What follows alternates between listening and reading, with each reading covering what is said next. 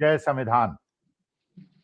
देखिए, आज मैं एक ऐसे व्यक्तित्व से अपने दर्शक श्रोताओं को मिलाना चाहता हूं, जैसा मैं चाहता हूं, एक अध्यापक के रूप में चाहता हूं कि हमारे देश के युवा कैसे हों।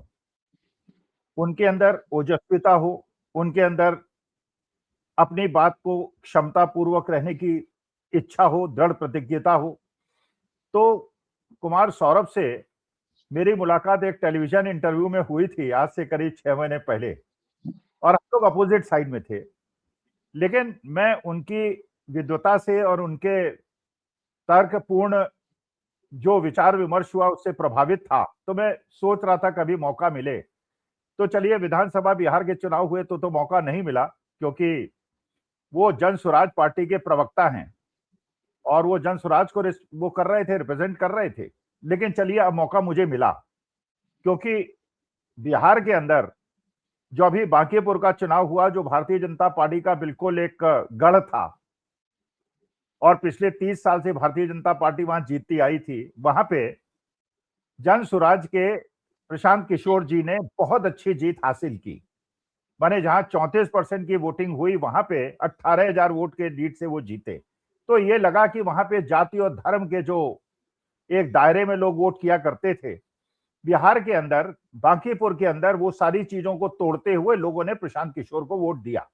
और क्योंकि कुमार सौरभ जन स्वराज के प्रवक्ता हैं और पार्टी के बारे में भी उनके विचार ही वही होंगे जो पार्टी के हैं, तो मैंने कहा कुमार सौरभ को आज बुलाता हूं और उनसे जानना चाहता हूं, क्योंकि देखिए सौरभ जी, बहुत सारी भ्रांतियां हैं मार्केट के अंदर, आप तक भी पहुंचती होंगी। कुछ लोग ये मानते हैं कि जन स्वराज पार्टी इस समय तो चलिए उसने एक विकल्प दिया, और बहुत सारे बिहार के लोग ऐसे थे जो नहीं चाहते थे भारतीय जनता पार्टी को वोट देना, बहुत सारे लोग थे जो नहीं चाहते थे आरजेडी को वोट देना। उन लोगों ने प्रशांत किशोर को वोट दिया, जो पिछली बार प्रशांत किशोर ने कहा था मैं उन लोगों के वोटों का आकांक्षी हूं जो इन दोनों को वोट नहीं देना चाहता है। चलिए, इस बार अच्छी जीत हुई, उसके लिए मैं आपको बधाई देता हूं। लेकिन दूसरा पक्ष ये भी कहता है कि आज के तारीख में एक अगर कोई भी व्यक्ति थर्ड फ्रंट बनाने की बात करता है और भारतीय जनता पार्टी से और इंडिया गठबंधन से बराबर दूरी की बात करता है, तो वो directly indirectly Bharatiya Janata party का मदद करता है। तो मैं बिल्कुल स्ट्रेट क्वेश्चन आपसे पूछूंगा, अगर आप चाहें तो इसका जवाब दें। मैं जानना चाहता हूं कि प्रशांत किशोर जी की और जन स्वराज की जो अगली राजनीति है, वो थर्ड फ्रंट की होगी या वो इंडिया गठबंधन के साथ आएंगे? क्योंकि मेरा व्यक्तिगत मानना यह है कि अगर थर्ड फ्रंट जैसे आम आदमी पार्टी बनाते हैं या बहन मायावती अलग से लड़ती हैं और ओवैसी साहब लड़ते हैं, तो उससे भारतीय जनता पार्टी को फायदा होता है। तो आपकी जो पार्टी की विचारधारा है उसके अनुसार जब आप देख रहे हैं कंसोलिडेशन देश के अंदर हो रहा है, या तो लोग भारतीय जनता पार्टी के साथ हैं या उनके विरोध में है, और विरोध वाले ज्यादा संख्या में होने के बावजूद क्योंकि बटे होते हैं, तो आपका क्या लगता है कि आपकी पार्टी की क्या नीति होगी? आप इंडिया गठबंधन में शामिल होना चाहेंगे या बराबर दूरी से एक त्रिकोण बनाना चाहेंगे और उससे आप आगे बढ़ना चाहेंगे? तो इसमें अगर उचित समझें तो आप जवाब दें।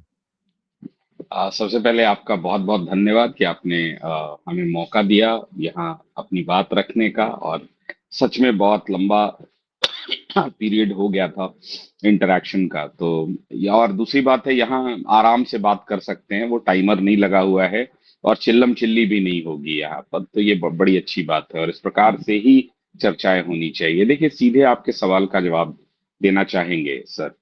ऐसा है कि पूरे देश में पचासों समस्याएं चल रही हैं। कई प्रकार के राजनीतिक गठबंधन, कई प्रकार की चीजें जो है वो सिमर हो रही हैं या आगे होंगी। देखिए, हमारा जनसुराज का अभी और प्रशांत किशोर जी का एकमात्र लक्ष्य है बिहार में सुधार, बिहार में व्यवस्था परिवर्तन। और उसकी लड़ाई जो है वो 3 फेज में रही है। जो आपने कहा उस पर भी थोड़ा सा रिएक्शन दे देता हूं, इसलिए कि अगर आप देखेंगे तो लगभग 2 से 2.5 साल उनकी पदयात्रा, और फिर अक्टूबर 2024 में पार्टी का गठन हुआ जनसुराज का। और आज भी प्रशांत किशोर जी किसी पद पर नहीं है, जनसुराज के सूत्रधार के रूप में उन्हें जाना जाता है, बट मतलब एग्जीक्यूटिव पद या कोई ऐसा पद नहीं है उनके पास। हम लोगों के पास पद है, हम लोग आपस में चर्चा कर उनको अगर कहें तो वो उस बात को मानते हैं और इसकी तस्दीक भी हो गई है। हम लोगों ने कहा कि उनको बांकीपुर लड़ना ही पड़ेगा, इसलिए कि पार्टी के एग्जिस्टेंस के लिए, कार्यकर्ताओं के मनोबल के लिए और बिहार के लिए आवश्यक था कि प्रशांत किशोर चुनाव लड़े। अब आपका ये भी एक प्रश्न हो सकता है कि भाई ऐसा क्या है कि 2025 में आपको सफलता नहीं मिली और बांकीपुर में मिली। देखिए, मुझे ऐसा लगता है कि कोई भी राजनीतिक प्रोसेस जो है वो एक इवेंट नहीं है, एक प्रोसेस है। It takes its own time. और ऐसा नहीं है कि 2025 के विधानसभा के चुनाव में लोगों को या बिहार के की जनता है उसको हमारी बात समझ में नहीं आई थी। बात समझ में तब भी आई थी। दो बातें हुई जो जिसका प्रभाव व्यापक रूप से पूरे बिहार के 2025 के विधानसभा चुनाव पर पड़ा। पहला, कि जनसुराज को वोट कहीं दे दिया तो जंगल राज तो नहीं आ जाएगा।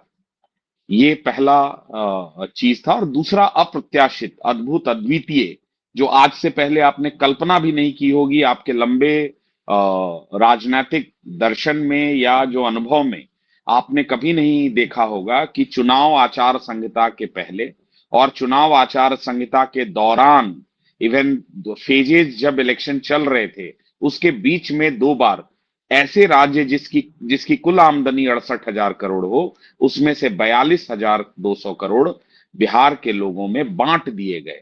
ठीक है। और ऐसे राज्य में जहां एक व्यक्ति की औसत आय एक दिन की 208 रुपए है, ऐसा राज्य जिसमें एक महीने में 90 लाख परिवार ऐसे हैं, परिवार मैं कह रहा हूं, व्यक्ति नहीं, 90 लाख परिवार जिनकी मासिक आय 6,000 रुपए से कम है, वहां अगर किसी को आप 10,000 रुपए देकर ये कहेंगे कि 2 लाख रुपए और दूंगा, तो स्वाभाविक है चुनाव पर प्रभाव पड़ेगा, और पड़ा, तो साफ तौर पर पड़ा। खैर, बाइगॉन्स आर बाइगॉन्स। अभी क्या हुआ भाई? 2025 का चुनाव आप लड़े किसके चेहरे पर? नीतीश जी के नाम पर। इनफैक्ट 2025 से 30 फिर से नीतीश, ये नारा था। और ज्यादा नहीं, मात्र हमको लगता है कि 100 दिन भी पूरे नहीं हुए और 2026 नीतीश फिनिश का नारा हो गया। ये हुआ तो हुआ भाई, पहली बार भारतीय जनता पार्टी को आजादी के बाद, बीजेपी को पहली बार ये मौका मिला कि अपना मुख्यमंत्री बिहार में बनाए। किसको बनाया आपने? पूरे बिहार के सबसे चरित्रवान व्यक्ति, जिनका कितना नाम किसी को नहीं पता, जिनकी जन्म तिथि क्या है ओरिजिनल किसी को नहीं पता, जिन्होंने शिक्षा कहां से अर्जित की है, कौन सी डिग्री है उनके पास, किसी को नहीं पता, जिन्हें 18 नवंबर 1999 को राज्यपाल सूरजभान ने एक चिट्ठी के माध्यम से बर्खास्त किया था, उन्हीं के जन्मदिन के दिन, सम्राट जी के, ये कहते हुए कि आदमी फर्जी है, इसने अपना नाम, डिग्री, सब कुछ फर्जी रख रखा है, और मंत्री के तौर पर जितना भत्ता और वेतन इसने लिया है ये सब वसूल करते हुए इस पर केस किया जाए। वहां भी फिर चुनाव आयोग को दिया वो केस का जिम्मा, उन्होंने कहा इसने सहयोग नहीं किया, सरकार थी उस समय, मैनेज हो गया। भाई उसके बाद आप देखिए कि 7 हत्या का मुख्य अभियुक्त जेल में रहा, नाबालिग का सर्टिफिकेट लगाकर आप बाहर आ गए, तो आप उससे चरित्रवान तो हो नहीं गए। और भारतीय जनता पार्टी में क्या एक भी व्यक्ति नहीं है बिहार में? आप देश में जो है रेल मंत्री, विदेश मंत्री, ये सब आईएएस बनाओगे, पढ़े लिखे लोगों को बनाओगे। बिहार में आप सबसे चरित्रवान व्यक्ति को आपने मुख्यमंत्री बना दिया। आपको उस जाति से भी बनाना था, अगर आपका ये लॉजिक है तो एक से एक पढ़े लिखे लोग हैं कुशवाहा समाज में, आज भी आप उनमें से बनाते। तो देखिए, एक तो ये था साफ कि बिहार को स्वीकार्य नहीं है सम्राट चौधरी, गृह मंत्री के तौर पर भी नहीं और अब मुख्यमंत्री के तौर पर भी नहीं। और ये पहला चुनाव है लंबे कालखंड के बाद जो नीतीश कुमार जी के नहीं, सम्राट चौधरी जी के चेहरे पर लड़ा जा रहा था। तो स्वाभाविक रूप से ये ऑटोमेटेड, या जिसको कहते हैं क्विड प्रो को रेफरेंडम था। इसमें कोई एक्सप्लेन करने की जरूरत तो है नहीं हमको। और आज इसमें एक और बात जोड़ लीजिए कि भाई बांकीपुर का चुनाव कोई छोटा चुनाव नहीं था। यहां 31 वर्षों से भारतीय जनता पार्टी का कब्जा था। तब भी जब 2015 में नीतीश कुमार और राष्ट्रीय जनता दल एक साथ आए, कांग्रेस एक साथ आई, लेफ्ट थी उधर, तब भी ये सीट नहीं हरा पाए। ठीक है। और अब देखिए आप, ये नरेंद्र मोदी जी के बॉस का सीट है, नितिन नवीन जी का, विश्व की सबसे बड़ी पार्टी, बिहार की सबसे बड़ी पार्टी।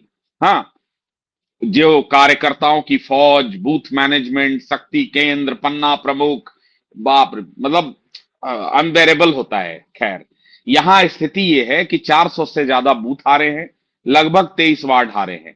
ठीक है, 21 वार्ड है और 2 वार्ड में 3 का अंतर है और एक में 17 का अंतर है, तो प्रैक्टिकली 23 वार्ड हारे हैं और 400 से ज्यादा बूथ हारे हैं। जितने बड़े बड़े लोग थे, रविशंकर प्रसाद, रामकृपाल यादव प्रत्याशी अपना खुद, नितिन नवीन का वार्ड, ये सब हारे हैं। ठीक है, और इनकी अभी भी बोली देखिए किस प्रकार का अहंकार है, ये बाहर नहीं आ रहे हैं। तो ये सीट बांकीपुर, हो सकता है कि आपको एक सीट दिखाई दे, बट ये एक प्रकार से जनता का संदेश था भारतीय जनता पार्टी को, कि अगर बजरंग बली को हाथ में भाजपा का झंडा देकर अपने रथ के आगे नितिन नवीन जी आप नचवाएंगे, तो उनका गदा पड़ेगा और आप जो है मैदान से बाहर हो जाएंगे। अगर आप राम मंदिर का चंदा चोरी और चढ़ावा चोरी करेंगे तो आप पर गदा पड़ेगी। प्रधानमंत्री जी, अगर आप पतंग में बजरंग बली को बांधकर उड़ाएंगे तो लोग आपको भी उड़ा देंगे जब मौका मिल जाएगा। तो ये उसकी तस्दीक है। और देखिए भाई, हमारे देश के बच्चों को आप कील लगे डंडों से मार रहे हो, पैलेट गन से मार रहे हो। आप किस प्रकार की हरकत वहां पुलिस ने की है छोटे छोटे बच्चों के साथ, वो मुझे यहां कहने में भी शर्म आ रहा है। और प्रधानमंत्री जी, आप माफ कर रहे हैं, माफी आपको मांगना चाहिए। आप कौन है माफ करने वाले? ठीक है, आप भी माफी मांगिए। उस बच्ची से पता नहीं क्या दबाव दिया गया, मुझे नहीं पता, आप माफी मांगिए। धर्मेंद्र प्रधान का इस्तीफा अगर हो गया होता समय पर तो इतनी चीजें नहीं हुई होती। और अकाउंटेबिलिटी की इसी लड़ाई को वो छात्र और युवा लड़ रहे थे कि कोई तो अकाउंटेबल है, कोई तो जिम्मेदार है। और आखिरी बात यह है अखिल जी, कि बिहार में पिछले 7 महीने में एक निरंकुश शासन का मतलब मेरा यह है कि दिल्ली में बिहार के एक लड़के पांडव की छाती में यह कहकर गोली मार दी जाती है कि तुम बिहार से हो, तुमने गंद फैला रखा है। बट यहां बिहार के बेलौटी में भरत तिवारी को इसलिए मार दिया जाता है कि वहां जो माफिया है उनसे वो लड़ रहा था, उनसे वो भिड़ रहा था। पिछले बार जवैनिया में पूरा गांव डूब गया था, उन विस्थापितों की लड़ाई लड़ रहा था। ठीक है, उसने कुछ गलती की थी तो भाई आप उसको अरेस्ट कर लेते, उसमें 307 का मुकदमा चलता। लेकिन आप गोली मार देंगे किसी को, और वो भी तब जब उसने हथियार फेंक दिया। बेगूसराय में जिस प्रकार की बलात्कार की घटना है, आपका रूह कांप जाएगा। निर्भया का मामला, उसके सामने कुछ नहीं है। आप देखिए, नालंदा में 2 दलित युवकों की मॉब लिंचिंग कर दी गई। दरभंगा में अकलियत समाज के लड़के को मार दिया गया। ऐसे अनगिनत घटनाएं हैं और मुख्यमंत्री स्वयं कहे कि गमछा देखकर मारो, कलर, गमछा का रंग देखकर मारो, चमड़े का कलर देखकर मारो, टाइटल देखकर मारो। अब ये मुख्यमंत्री की भाषा है और ये सब बिहार देख रहा था। और आखिरी बात एक और, सॉरी ये आखिरी से एक और आखिरी हो गया। बिहार की आज स्थिति ऐसी है अखिल सर कि 3 महीने पहले बजट आया है बिहार का, और अब मुख्यमंत्री जाकर जो है 12,000 करोड़ केंद्र से और शिक्षा मंत्री 1130 करोड़ केंद्र से, कूड़ा कचड़ा नहीं उठ रहा है बिहार में। सड़कों पर कूड़ा फेंक दिया गया है बिकॉज उनको 4 महीने से वेतन नहीं मिला है। जो नगर विकास के लोग हैं, नगर परिषद नगर निगम के जो हमारे सफाई कर्मी हैं, और पूरे पटना की स्थिति अभी इस समय नारकीय है, क्योंकि सारा कूड़ा रोड पर गिरा के चला जा रहा है लोग। तो आप देखिए, यहाँ ट्रेजरी बंद है, छात्रों का जो पैसा है फीस का, वो नहीं दिया जा रहा है। जो विकास के काम हुए थे उसमें जो ठेकेदार या संवेदक हैं उनको पैसा नहीं मिल रहा है। मैक्सिमम डिपार्टमेंट्स में जो 3rd और 4th ग्रेड के एम्प्लॉई हैं उनको पैसा वेतन नहीं मिला है। पेंशन बंद था 3-4 महीने से। बांकीपुर चुनाव से पहले फ्रंट पेज पे एड देकर बताया गया कि पेंशन दिया है। भाई ये तो हर महीने का काम है, इसमें एडवर्टाइजमेंट देने की क्या जरूरत है कि आप सैलरी दे रहे हो, पेंशन दे रहे हो। ये स्थितियां थी और इन सारी चीजों पर एक विकल्प के तौर पर बांकीपुर में प्रशांत किशोर नजर आए, और इनका जंगल राज वाला कीवर्ड इस बार नहीं चला, क्योंकि विकल्प के तौर पर प्रशांत किशोर थे यहां। और आपने देखा कि ये सब बूथ पर हारे। अगर ये अपने गढ़ में, अपने दुर्ग में, अपने अभेद किले में हार सकते हैं, ये सब जगह हार सकते हैं, इसकी तस्दीक हो गई। आपके सवाल का फिर से एक जवाब है कि हमारा सर फोकस सिर्फ बिहार है। हमारा अभी इस समय कुछ और नहीं है। कहां क्या चल रहा है, कौन क्या गठबंधन बना रहा है, कौन क्या कर रहा है, ये जनसुराज का या प्रशांत किशोर का विषय नहीं है। हम सिर्फ और सिर्फ बिहार पर फोकस करना चाहते हैं।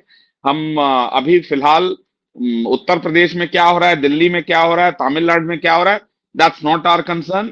We will focus only on Bihar. For next 4 year, एक टास्क कंप्लीट हो जाए, जब टिक लग जाए, लोगों को लगे कि नहीं हमने सीरियसनेस के साथ, गंभीरता के साथ अपना काम किया है, then probably our neta will think, we all will sit together and think where we need to expand. But right now we are not in mood to kind of roam around everywhere and do nothing. Master, jack of all trade and master of none, ये नहीं बनना है।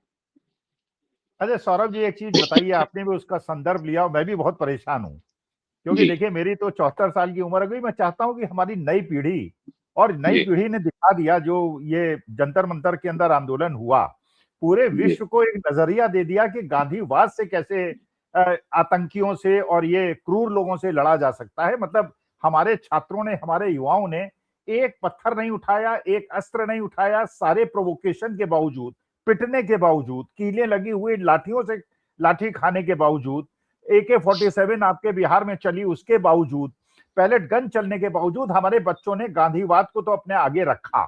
लेकिन जैसे आपने संदर्भ लिया कि बच्चियों को, छोटी छोटी 15-15 साल की बच्चियों को जिस प्रकार से गालियां दी जा रही हैं, जिस प्रकार से उनको आतंकित किया जा रहा है, तो मानी बात है आपकी पीढ़ी भी इससे बहुत ज्यादा परेशान होगी।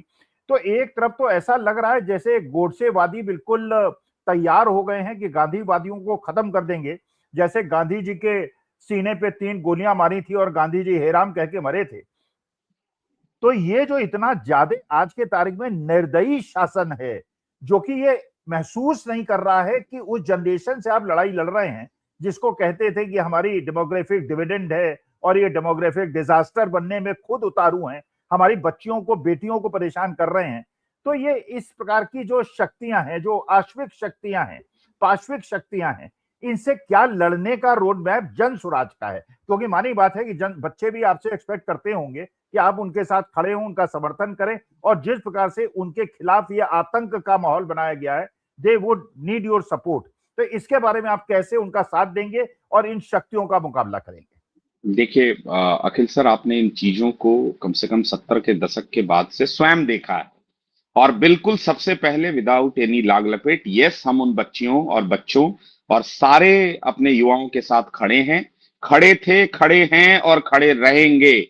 माफी उन लोगों को मांगना चाहिए जिन्होंने उन बच्चों पर गोलियां चलवाई हैं AK-47 से। माफी उनको मांगना चाहिए जिन्होंने पैलेट गन चलाए हैं, जो आतंकियों पर चलाए जाते हैं। AK-47 से हमारे बच्चों को मारोगे और तुम्हारा स्वागत होगा, अभिनंदन होगा, वेट करिए। और दूसरी बात है अखिल सर, ये शुरुआत है, अभी अभी ये आंदोलन अपने परवान पर नहीं चढ़ा है। मेरी जितना अध्ययन मैंने किया है, this is a tip of the iceberg.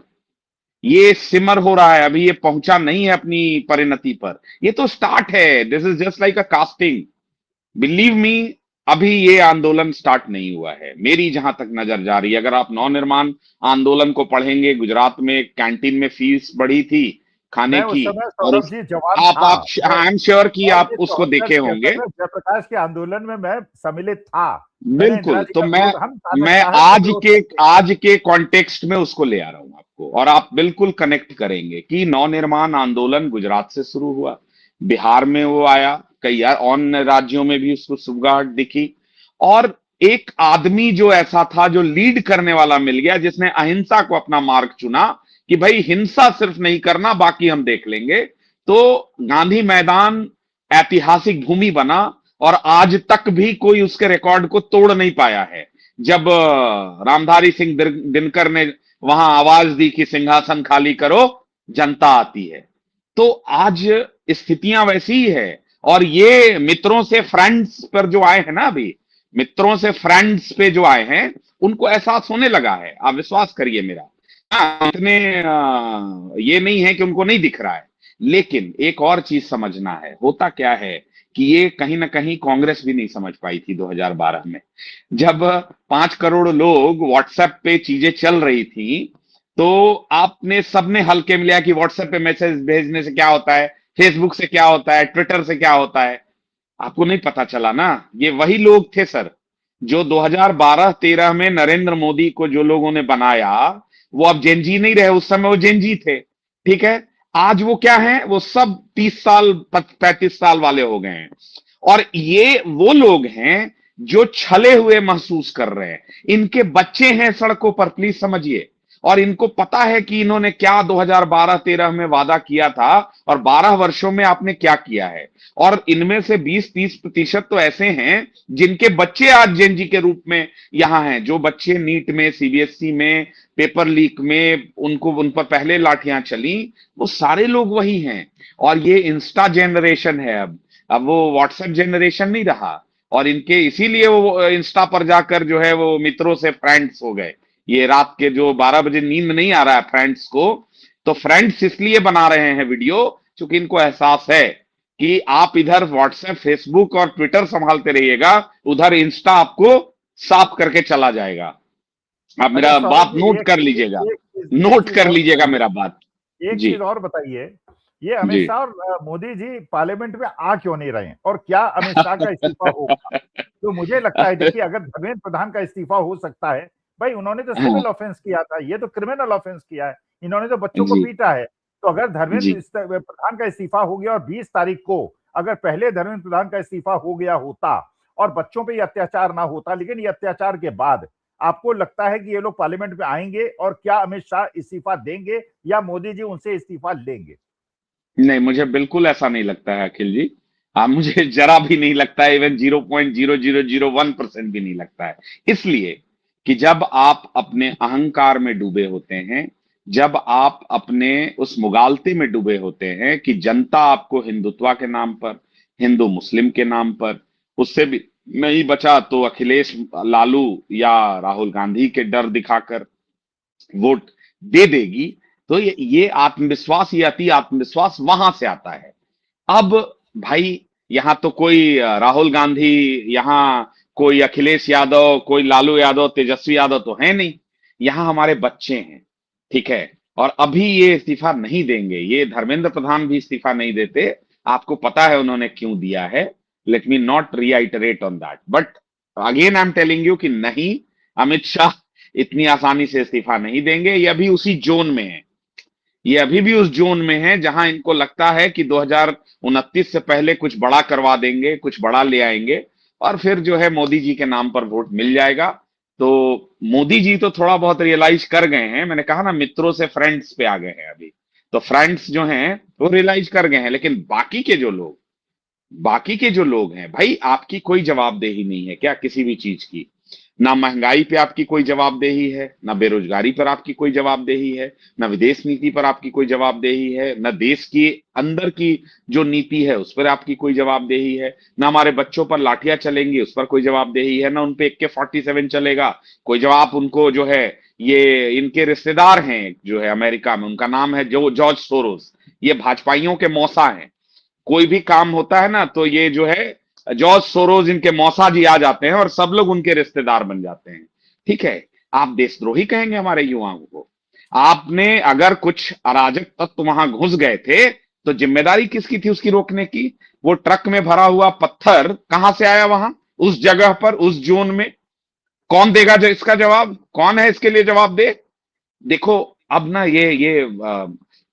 ये जो रटा रटाया आपका जो तंत्र और मंत्र है ना, ये अब देश समझने लगा है। और बांकीपुर, देखिए, आपको याद होगा जब माएं घर में चावल बनाती हैं, और खासकर अगर वो कुकर में नहीं तसले में बन रहा हो, तो आप सारे चावल को नहीं देखते हैं छू कर कि वो पका कि नहीं। आप एक चावल के दाने को उठाकर देखते हैं कि पका या नहीं पका। बांकीपुर वही चावल का दाना है, ये याद रहे।